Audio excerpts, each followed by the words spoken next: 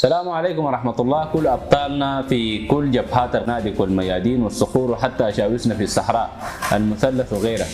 أشاوسنا الآن في كردفان، تحية طيبة لكم، وموعودين بإذن الله تعالى في الأيام القادمة ستكون حافلة جدا بالانتصارات، وستذكرنا الأيام الجميلة والأيام أيام الغدر الأولى في 15 أبريل.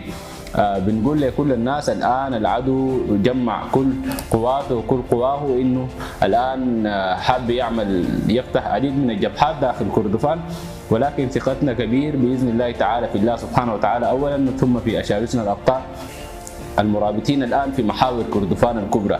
بإذن الله تعالى ستكون هذه قادمة للعدو.